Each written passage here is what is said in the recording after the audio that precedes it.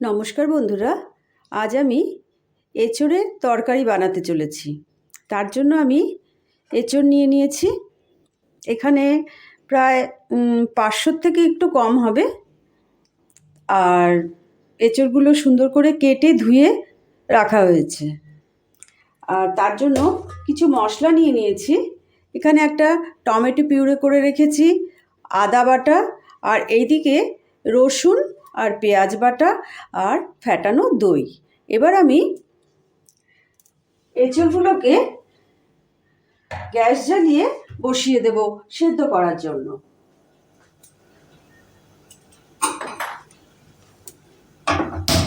আমি গ্যাসের আগুনটা জ্বালিয়ে দিলাম। জ্বালিয়ে দিয়ে এবার একটু জল দিয়ে দিলাম। জল দিয়ে আমি এটাকে বয়েল করার জন্য বসিয়ে দিলাম। আর এইদিকে আমি মাঝারি সাইজের দুটো আলু কেটে ধুয়ে রেখেছি। আর এঁচোড়গুলো যখন সেদ্ধ বসালাম, তার জন্য আমি অল্প একটু লবণ দিয়ে দেব। সামান্য একটু লবণ দিয়ে দিলাম। আর দেব আমি সামান্য একটু হলুদ, তাহলে এঁচোড়ের রঙটা আমার খুব সুন্দর আসবে। এবার একটা ঢাকনা চাপা দিয়ে আমি এঁচোড়গুলোকে সেদ্ধ করতে বসাবো। একটা ঢাকনাটা ঢেকে দিলাম। যতক্ষণ এঁচোড়গুলো সেদ্ধ হচ্ছে আরও কিছু সরঞ্জাম জোগাড় করে নিচ্ছি। আমি এটার ঢাকনাটা খুলে, এঁচোড়টা আমার বয়েল হয়ে এসছে। আমি একটু এখানে সাদা তেল দিয়ে দিলাম। সাদা তেল এই জন্য দিলাম যে এঁচোড়ের মধ্যে একটা আঠা ভাব আছে, সেই আঠা ভাবটা আমার চলে যাবে। আর সঙ্গে একটু তেলটাকে ছড়িয়ে দেওয়ার জন্য একটু নাড়িয়ে দিলাম। নাড়িয়ে দিয়ে আবার এটাকে আমি ঢাকনা চাপা দিয়ে সেদ্ধ করতে দিলাম। এই ঢাকনাটা খুলে দেখলাম আমার এঁচোড়টা কিন্তু 90% মতো সেদ্ধ হয়ে গেছে। এবার আমি এটাকে নামিয়ে ফেলবো। গ্যাসের আগুনটাকে কম করে দিয়ে এটাকে আমি নামিয়ে এবার ছেঁকে নেব। তার উপরে আমি কড়াইটা বসিয়ে দিলাম। এবার গ্যাসের আগুনটাকে আমি বাড়িয়ে দিলাম।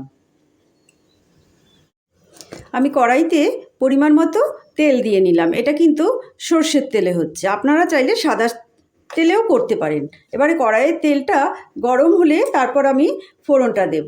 কড়াইয়ের তেলটা আমার গরম হয়ে এসছে। আমি বরাবরের মতোই একটুখানি হলুদ দিয়ে নিলাম।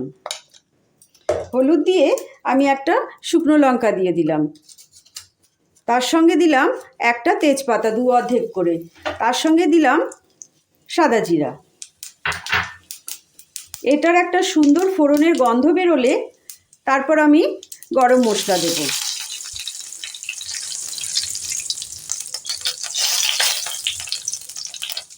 আমি এখানে দারচিনি আর এলাচ 3টে ফাটিয়ে দিলাম। আমি এখন গ্যাসের আগুনটা কম করে দিলাম। কম করে দিয়ে আমি আলুগুলো যে কেটে ধুয়ে রেখেছিলাম, এই আলুগুলো আমি দিয়ে দিলাম। এইগুলো একটা সুন্দর করে একটা লালচে লালচে করে ভাজা হবে।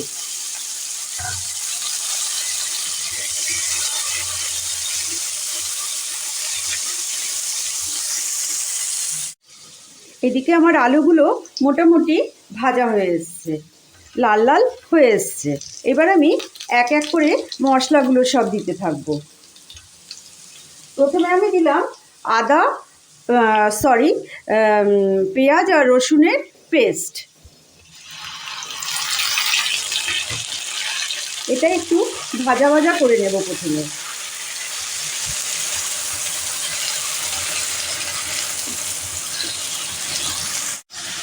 পেঁয়াজ আর রসুনটা আমার অনেকটাই ভাজা হয়ে এসছে। এবার আমি এই চামচের 1/2 চামচ থেকে একটু বেশি আদা পেস্ট দিয়ে দিলাম।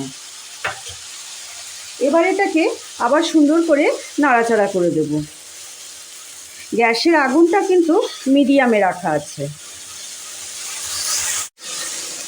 এবার আমি দেব জিরা আর ধনের গুঁড়ো। জিরা ধনের গুঁড়ো আমি ছোটো চামচের 1 চামচ দিলাম। জিরা ধনের গুঁড়ো আমার একসঙ্গেই মেশানো থাকে, দিয়ে দিলাম। তারপর আমি এতে টমেটো পিউরি করে রেখেছিলাম, এই টমেটো পিউরি 3-4 চামচ দিয়ে দেবো। 2 চামচ হলো, 3 চামচ, এই 4 চামচ দিলাম। 4 চামচ দিয়ে তারপর আমি এটাতে অল্প একটু জল দিয়ে দেব, তবে এটা সুন্দর ভাজা ভাজা হয়ে যাবে। আর গ্যাসের আগুনটাকে আমি একটু হাই করে দিলাম।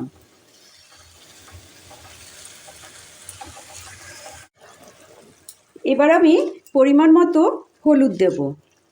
গ্যাসের আগুনটা কিন্তু কমানো কখনো বাড়ানো এরকম করতে হবে। আমি হলুদ দিয়ে দিলাম, তারপর আমি লবণ দিয়ে দেব পরিমাণ মতো। এখন আপাতত লবণ দিলাম, পরে যদি লাগে আর একটু দেব। তারপর আমি দিলাম কাশ্মীরি লঙ্কার গুঁড়ো, এটা রঙটা লাল হওয়ার জন্য কাশ্মীরি লঙ্কার গুঁড়ো দিলাম। তারপর আমি দিলাম ঝাল লঙ্কার গুঁড়ো, যে যেরকম ঝাল খাবেন সেই রকমভাবে ঝালটা দেবেন। এবার আমার সমস্ত মশলা দেওয়া হয়ে গেছে। এবার আমি এটাকে সুন্দর করে নাড়াচাড়া করে আবার ফ্লেমটাকে মিডিয়ামে রেখে আমি একটু ঢাকনা চাপা দিয়ে ঢেকে এটাকে কষাতে দেব। এই যে আমি এঁচোড়টা বানাচ্ছি, এই এঁচোড়টা মাংসকেও হার মানাবে, এত ভালো হবে। বাজারে নতুন এসছে এঁচোড়। ঢাকনা দিয়ে ঢেকে দিলাম।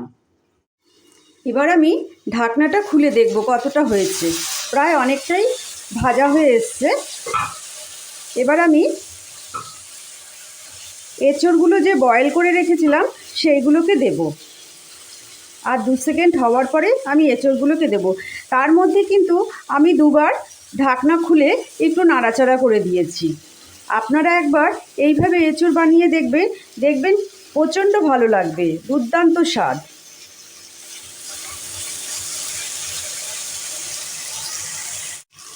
আমার এই মশলা থেকে তেল বেরিয়ে এসছে, তখনই মনে করবে মশলাটা ভাজা হয়ে গেছে।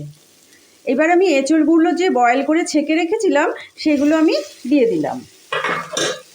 এটা কিন্তু 90%-এর মতন বয়েল করতে হবে, পুরোটা বয়েল করবেন না, পুরোটা বয়েল করলে গলে যাবে। এরপরে যখন আমরা জল দেব, জল দিয়ে একটু বয়েল করব, তখন কিন্তু এঁচোড়টা গলে যাবে। এটাকে এখন সুন্দর করে একটু ভেজে নেব। আমার মশলা ভাজা হয়ে গেছে, আমি পরিমাণ মতো জল দিয়ে দিচ্ছি। যে যেমন ঝোল খাবে সেইভাবে জলটা দেবে। কেউ হয়তো একটু ঝোল ঝোল ভালোবাসে, কেউ হয়তো একটু মাখো মাখো ভালোবাসে, তবে আমরা একটু ঝোল ঝোল ভালোবাসি, তাই একটু ঝোল দিয়ে দিলাম। এটা এখন আমি ঢাকনা দিয়ে ঢেকে বয়েল হতে দেব।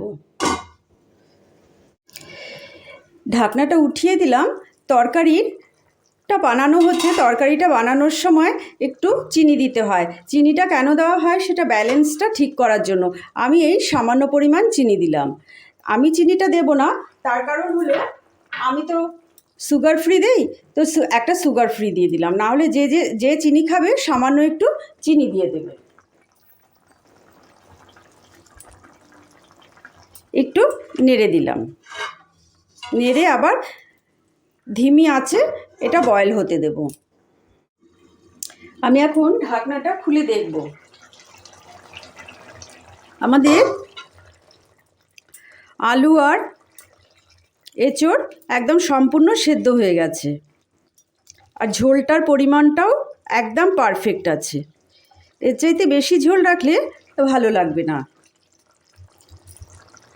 গ্যাসের আগুন একদম লো করে দিয়েছি। অবশেষে আমি এই যে ফ্যাটানো দইটা আমি দিয়ে দিলাম।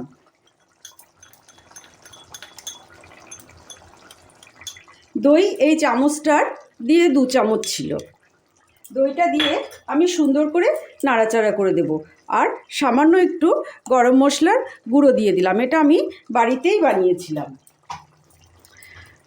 সুন্দর করে নেড়ে খানিকক্ষণ রেস্টের জন্য রেখে দেব।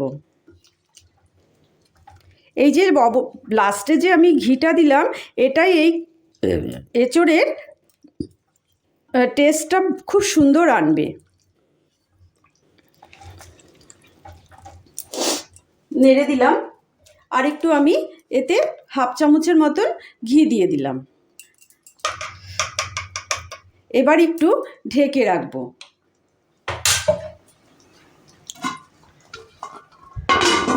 তারপর আমরা খানিকক্ষণ পর পরিবেশন করছি।